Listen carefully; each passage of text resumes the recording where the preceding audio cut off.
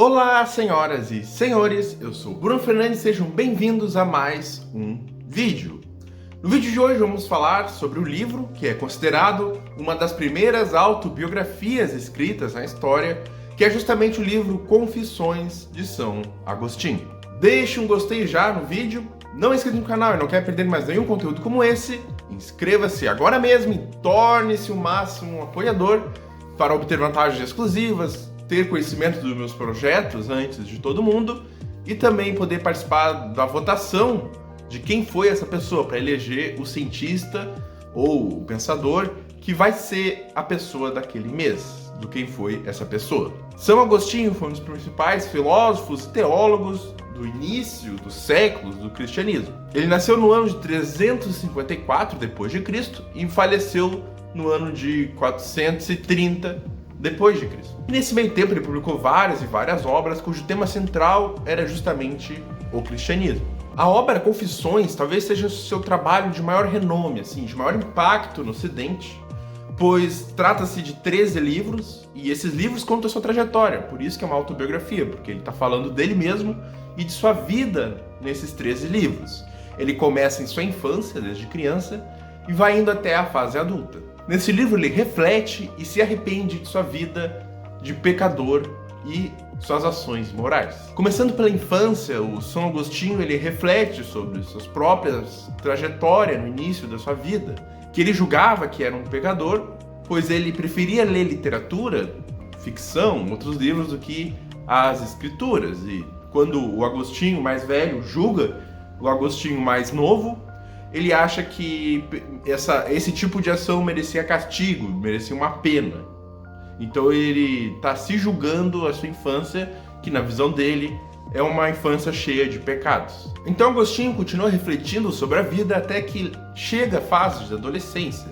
E nesse período ele relembra dois principais pecados de sua vida, que foi o desenvolvimento de sua luxúria sem Deus e também o roubo de uma pera do pomar de seu vizinho. Ele explica então o sentimento que ele teve quando ele roubou a pera, porque ele foi roubar a pera pelo prazer de roubar, pelo prazer da ação de pecado, porque ele tinha peras melhores em casa, ele tinha condições de ter o alimento, não foi para matar a sua fome, mas foi porque só pela diversão no momento.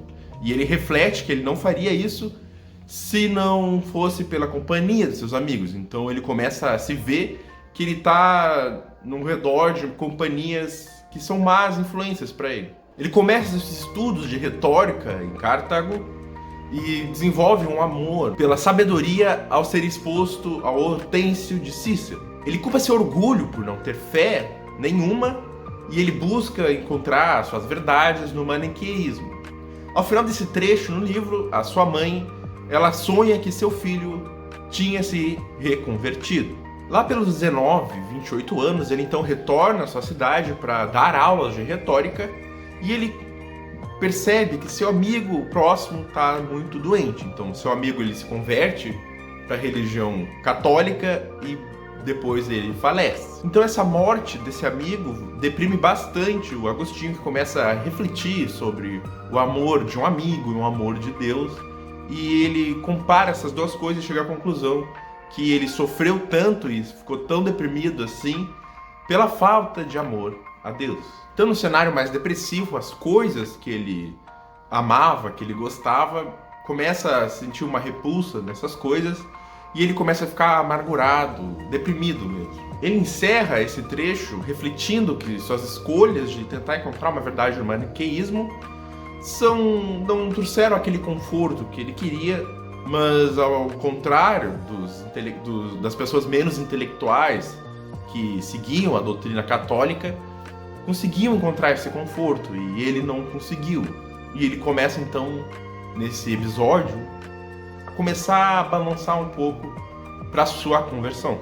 Aos 29 anos, Agostinho, depois desses episódios, começa a perder a sua fé, a sua crença no maniqueísmo, e ele se decepciona com essa doutrina. Porém, ele ainda não tem nada para substituir, porque ele se julga ter um espírito fraco. Isso ia mudar com a ida dele a Roma para lecionar retórica, e também, quando ele estava em Roma, do nada começaram a querer que ele fosse para Milão. Então ele vai para Milão às pressas E lá ele conhece uma figura central nele, o bispo Ambrósio. Ele aprecia a atitude e os ensinamentos de Ambrósio que introduzem a ele uma ideia mais espiritual e mais centrada de Deus. É a partir desses sermões de Ambrósio, do catolicismo, que Agostinho começa a ter maior contato com as escrituras cristãs e a gostar dessas escrituras cristãs, que tem interesse em aprender mais. Mas mesmo com essa aproximação inicial, ele ainda tem uma vida de pecado, com ambição, com luxúria, principalmente, que foi um problema no decorrer de sua vida. Mesmo com cerca de 30 anos e próximo de ser convertido, ele ainda tem esses problemas. Em sua busca pela verdade entre o bem e o mal, ele é exposto à ideia de Deus neoplatônica.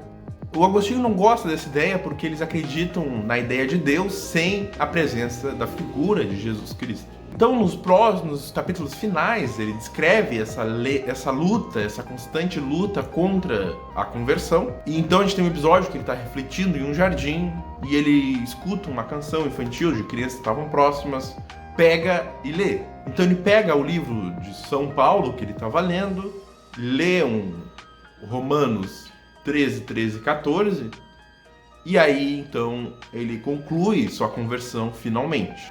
Depois dessa parte de autobiografia, o Agostinho passa dessas memórias pessoais para reflexões internas e entra mais na parte de teologia mesmo. Ele reflete sobre o valor das confissões, sobre os meios do indivíduo de alcançar Deus e também sobre a importância da oração. E justamente por meio dessa reflexão de corpo e alma, ele traz uma justificativa, na visão dele, para a existência de Cristo. São Agostinho, ele levou uma vida de pecados durante toda a sua parte. Ele levou cerca de 33 anos para se converter. E isso nos mostra, sua obra nos mostra que nunca é tarde para nos convertermos, seja lá qual for a sua crença. Nos dias de hoje tem um niilismo muito em alta, tem uma não crença na vida, uma não crença nas pessoas, uma não crença no universo, seja lá o que for. Mas nunca é tarde para a gente se converter, para a gente pegar e ver a vida, que a vida é boa. E seja lá qual for sua crença, então a mensagem desse livro principal, e a mensagem de São Agostinho, não é se converter na religião do cristianismo, do catolicismo, mas é se reconectar com as suas crenças, se reconectar contigo mesmo e nos teus valores, no que tu acredita. Primeiro ter valores e ter alguma crença, que isso aí faz com que a gente sempre nos reconectamos e seguimos em frente. Espero que tenham gostado do vídeo. Deixe um gostei se gostar. Não é inscrito no canal e não quer perder mais nenhum conteúdo como esse, inscreva-se agora mesmo. E aqui vai meu agradecimento aos máximos apoiadores que estão aqui na tela. Eu agradeço imensamente cada um deles que fazem com que o projeto, o Máximo Mundi, torne-se possível. E aqui vão mais 2 vídeos para você continuar aprendendo junto comigo. Até a próxima!